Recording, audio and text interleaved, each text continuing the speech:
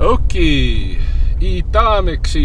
good day. It is an overcast but fairly warm Thursday afternoon, March 7th, 2019. Must be somewhere in the range of 0 degrees because we're getting a little bit of snow melt.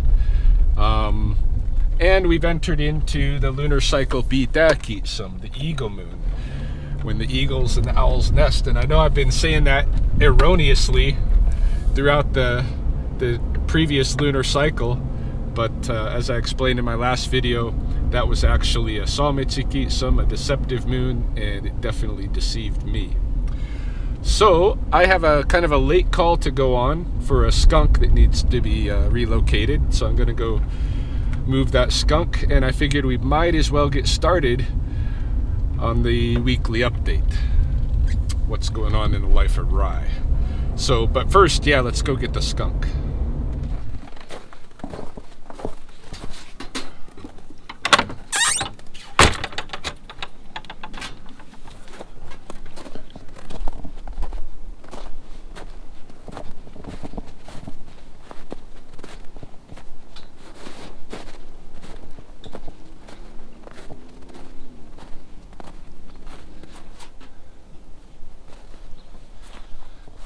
Hole. Skunky's in there. All right, buddy, we're gonna move you. Oh, get the boat. Me. Niita. Apikai.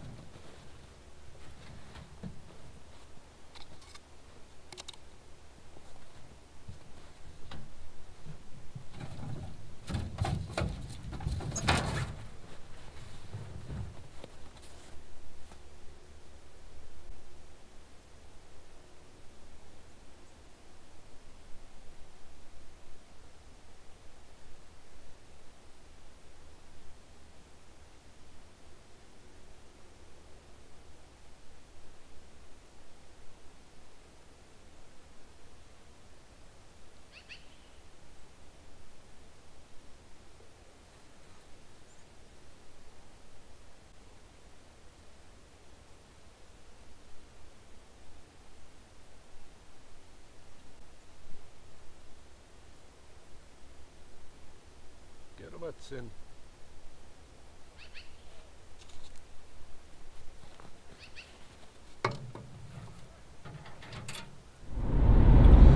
Well, as it turns out, I never did record any segments of my update yesterday. Just got busy with other things. And it's now Friday morning. I'm just getting back to town. I had to run to standoff to take Chelsea out to work at the continuing care center. And that's worth updating about, I guess. You know, part of what I've been doing the last few weeks, I've been spending a lot of time in my vehicle getting people where they need to go. Mahoney and Chelsea and her kids. Chelsea's vehicle has been on the fritz while her main wheels went out of commission about a month ago. Broken axle or some sort of thing, and it looks like it's going to be a significant repair cost. So she just set that aside at her parents' house and then borrowed one of her sister's cars, which subsequently, you know, within a week had blown out a tire. And so she's got to get tires, but in order to replace the tires, she basically needs to buy 2 tires. and she, you know, we've been broke. So I've been driving her around, driving her to work when she needs to go to work. It's about a 40-minute commute one way. And then, you know, driving Mahoney to work and school. And then before that, even earlier in the morning, taking the two younger ones, Cody and Reed, across the other side of town to go to the daycare. William, the older boy, goes to first grade and the blast program afterwards. But so I've been driving around a lot, you know, getting people where they need to go. And it's good times, you know, driving out, commuting out to Standoff, even though the the road can be pretty rank this time of year. Like the 509, the Highway 509 is just through the north end of the reserve, is just reputed to be bad during winter. It's built over what's basically a extensive wetlands that has been turned into agricultural projects.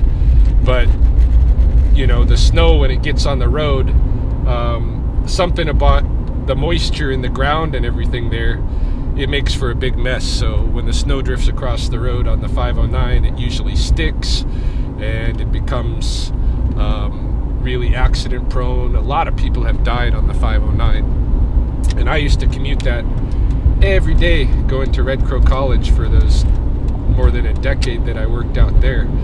So I got used to that drive, but I'm glad I don't have to do it anymore, you know, routinely. Riding it with Chelsea's all right though, because we can have a good discussion and stuff like that along the way. Maybe listen to some podcasts or something to laugh at. Riding with the kids can be fun too, you know, depending on where my mind is. If I'm in on it, you know, into it with them, they're always playing, right? So if my mind is in that play mode, it can be fun. One of the things that they do is when you go downhill into the river bottom to cross bridges and stuff like that, they scream all the way down like they're on a roller coaster kind of thing. So, you know, rather than fight it, I just been going with it and screaming along with them, and they get a real blast out of that.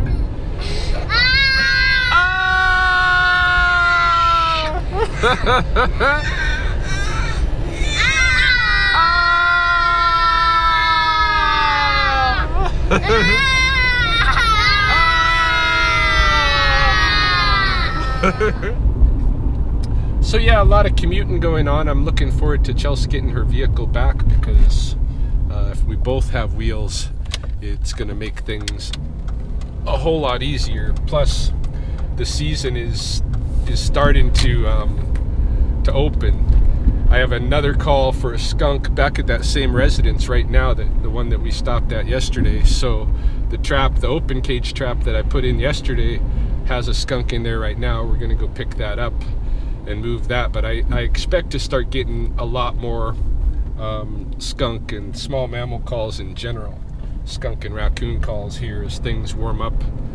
And so I need to not be tied down to commitments to, you know, to doing too much currying people around, because I need to be able to get to those animals pretty quick when they're in the traps. Today's a nice day. It's pretty warm. It's probably going to be above zero. We're having the meltdown. I'm going to go pick up this skunk right now, and then hopefully get back to some more segments of the update.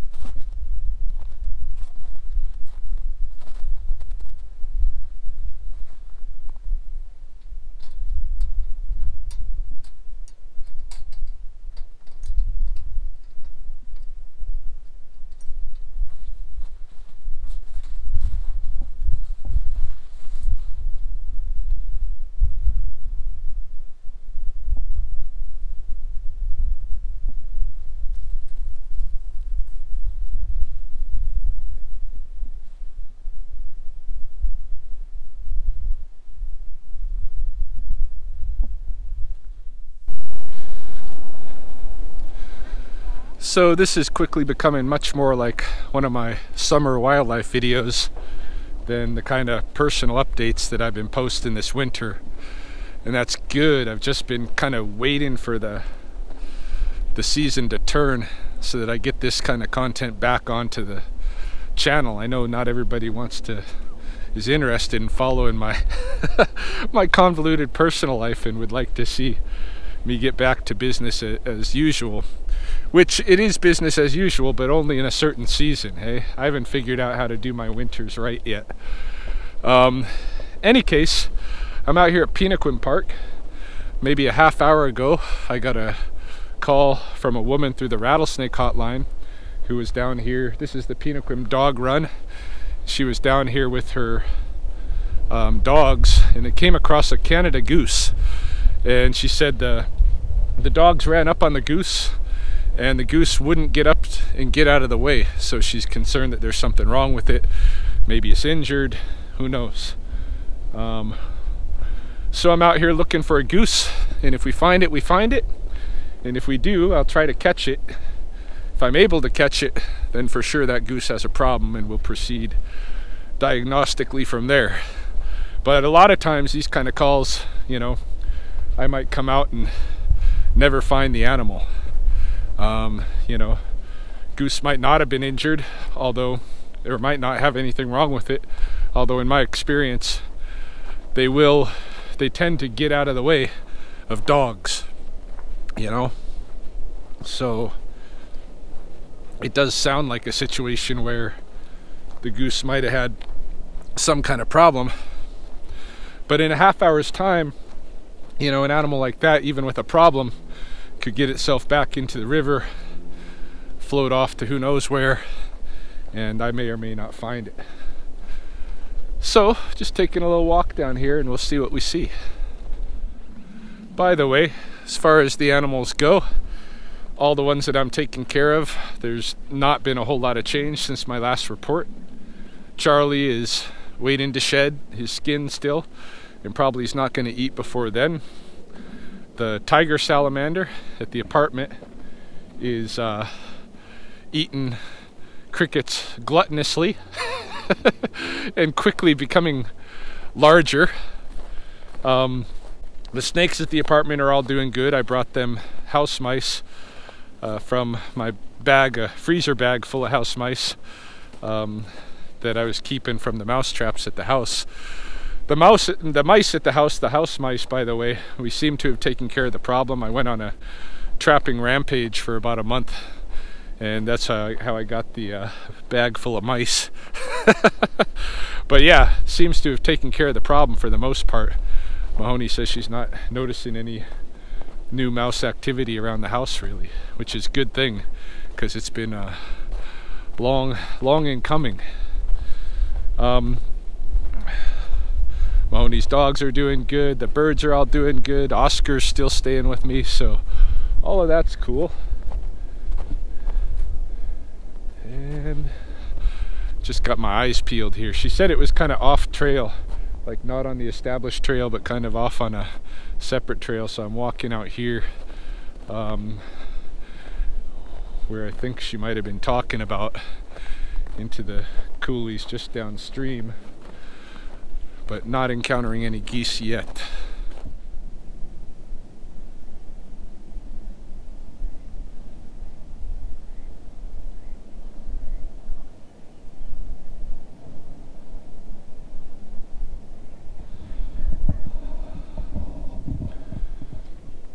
Still no sign of any geese, you know, really up on shore on any of the paths or anything that I'm seeing, but we'll walk upstream a little ways and see what we can find.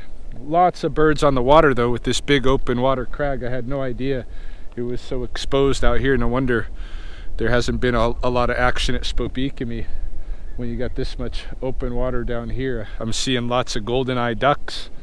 I'm hearing mallards, and no doubt there's Canada geese. I think I see some on the ice edges here and there. Really nice open water crag for sure. Anyway, what else happened this week? Well, the Western world was shocked and saddened by the sudden death by stroke of actor Luke Perry of 90210 fame. Golden eyes are upset by my presence, I think.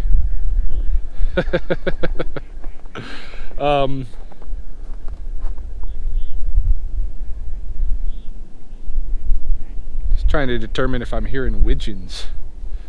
You know, might be an indicator of the migration already starting, which it should be pretty soon here. It should, in fact, we're in this eagle moon, so I'm expecting the widgeons to come in.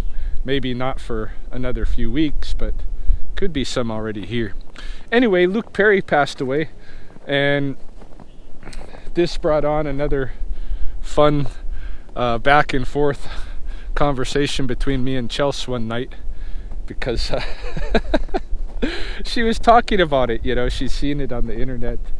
Says, oh, Luke Perry died, and I made like I didn't know who that was. I just said, you know, the guy with the big forehead.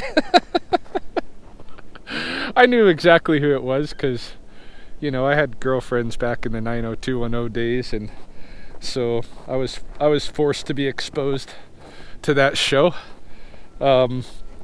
So yeah, she was, you know, Chelsea's like, yeah, the big forehead dude, I'm with you there. And so we were talking about it. I'm like, oh yeah, 90210 and all of this. And so what was that? Those characters on there, you know, there was that guy, and his name was Dylan. Of course, it had to be Dylan, right? Had to be Dylan, because that's a cool guy's name. I said, because he's kind of like a James Dean or a Fonzie. She's just like, those references are so old. A lot of people have no idea who a James Dean or a Fonzie is now, you know. I mean, she knew, but not, maybe not to the. It's just kind of like me pretending I didn't know who he was. She pretended like she didn't know who Fonzie was, but she knew. But she's right, though. All the same, those references are pretty old. I should update those somehow. I don't know who's cool anymore. Not that, like that kind of teen idol kind of cool. And probably if I seen the guys who were nowadays, I probably would disagree. Any case, we started trying to recall like all the characters on 90210, and I was like, okay, there's that other guy. I think his character's name is Brandon, something like that. He's the guy that looks like a Mormon. And she's like, yeah, Mormons have a look. That's Jason Priestley. It's like, oh yeah, that's the guy. That's who I'm talking about. And then there was the curly-haired guy, and I just took two stabs at him. Like, I think his name is either Zach or Steve, and it turns out his character's name was Steve, and so I have no idea how I recalled that. But by that time, she was like, hey, you know that show pretty good. You're nailing these characters' names. And then we tried to remember all the women, you know. So I know there was Shannon Doherty, right? And then I was like, there's this other one. I think her name was Kelly on the show. She's played by that TV executive's daughter. So Tori Spelling, yeah, that's the one. But as it turns out, Tori Spelling, so like when we looked it up later, Tori Spelling's character was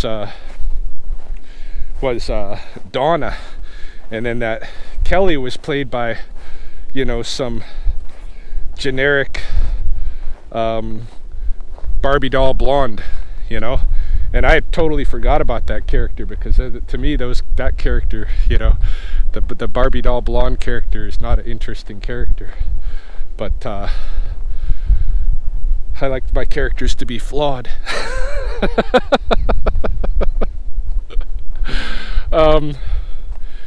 Any case, and then there was the nerd girl. We both remembered the nerd girl, that we couldn't remember her name or anything like that. And yeah, so Dylan died. So that was unfortunate. The guy's just not even handful of years older than me, and he's had a stroke and stuff. But it's the way the cookie crumbles, man. You never know when you're gonna go. I've learned that well enough. Just got my eyes peeled here because this is kind of a likely strip in here where she might have encountered this goose. There's somebody out there on the ice. Might be a dead goose, dead bird, just out across. You can see it on the ice there.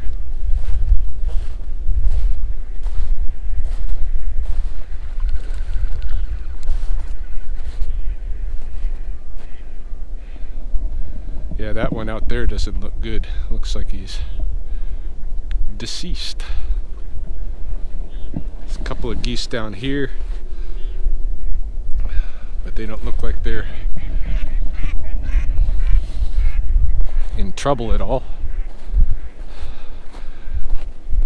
So I don't know, pretty soon I'm going to turn back toward the parking lot and say I've done my due diligence here and not finding this bird.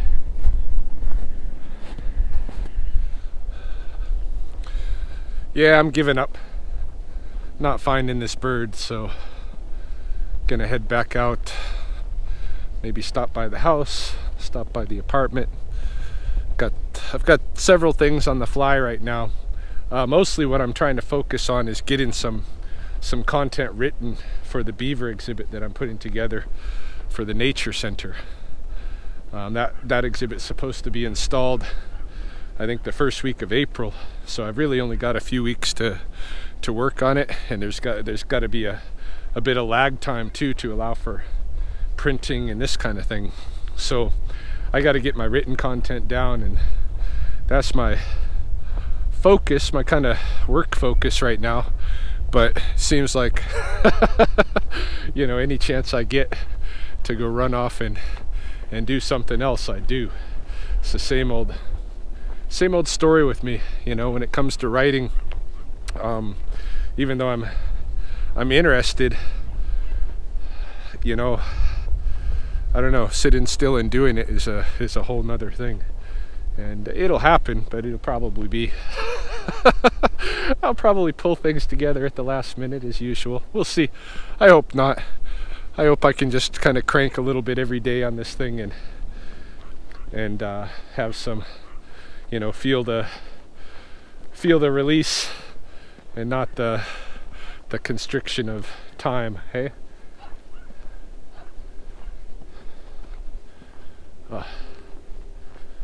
Doggies.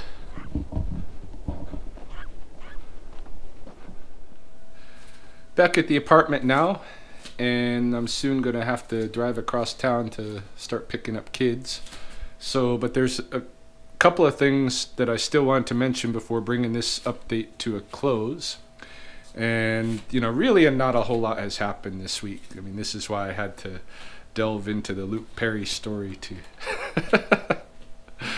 to add a little content, get a little content going. But there are a couple of things that I wanted to include that I haven't yet, and one of them is an update on the jigsaw puzzle that I've been working at the house.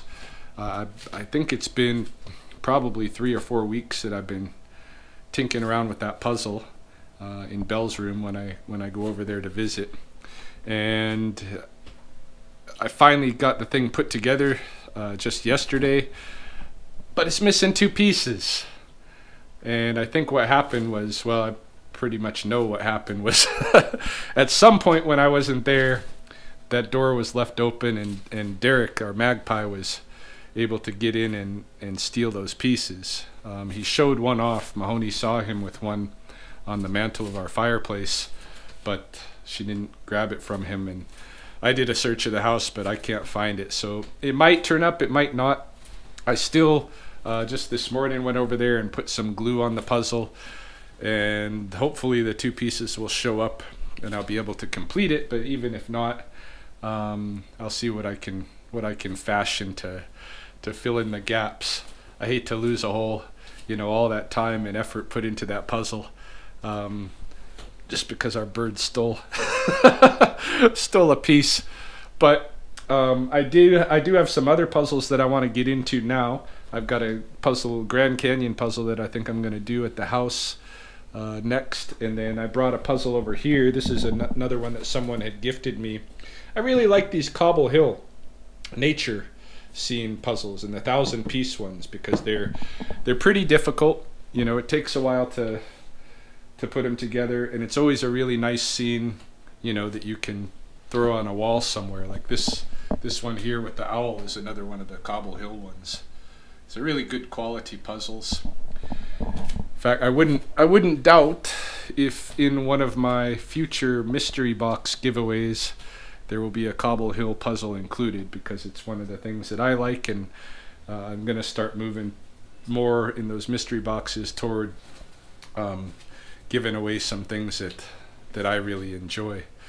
So yeah, we'll look for that in the future.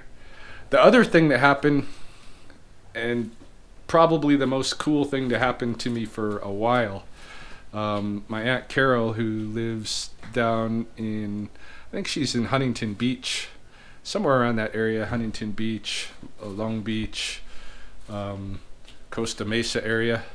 Anyway, at one point, a few years back, she had acquired my dad's guitar, the one that he had from the time he was a teenager, when he used to play in bands and stuff.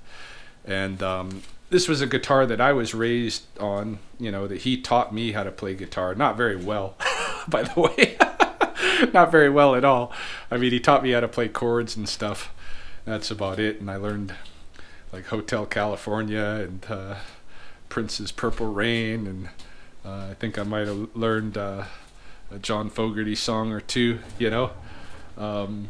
Any case, yeah, he some Beatles. I remember playing some Beatles music. But yeah, she had ended up with his guitar. I don't know exactly how that happened. I know my parents went through a bump in their marriage several years back, and it might have been in that context that she had acquired it. Although she mentioned that she got it from my Uncle Donald, my dad's brother, and that when she got it, it was in a little bit of disrepair, like it's missing some strings or something. But anyway, long story short, a couple of months ago, Carol on Facebook, I think she posted an image. I can't remember, but she made it known that she acquired a new acoustic guitar. And so right away I messaged her. I'm like, hey, if you're happy with your new guitar, maybe send me my dad's guitar, you know, the one that I was raised on, and I would like to have it. I'd like to have it to play on. So she mulled it over and eventually decided she was going to do it. And then it took her a little bit to find a case and stuff and get some money pulled together to send me the guitar. But it came. It arrived by post a couple of days ago. It's here.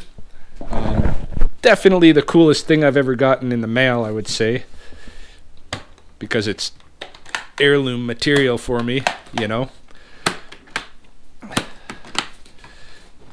And it's a nice acoustic guitar. It's got a little bit of a nick up here on the body, but otherwise it's still in very good shape for all the abuse that it's taken, you know, through the years growing up with us boys and stuff. And I look forward to playing with it. In fact, I'm going to start working on my, you know, trimming my fingers on this side and growing them on the other side and sculpting them and stuff. I always want to, you know, be able to play like flamenco style classical guitar. So I think that's what I'm going to work on with it. We'll see how that goes. Another project, but yeah, very cool to have this guitar in my possession. And kudos to my Aunt Carol for letting it go. That's probably was hard for her too, because it's just as much a memento from her youth, you know, when my dad was playing it and playing in bands and stuff. She was still a fairly young teenager herself. So really cool stuff. And I guess that's it. I guess that's it for the week for me. We'll see what happens in the next few days. I might be able to shift to making wildlife videos if if the season comes upon us here. Eventually it's going to, but we'll see how quickly.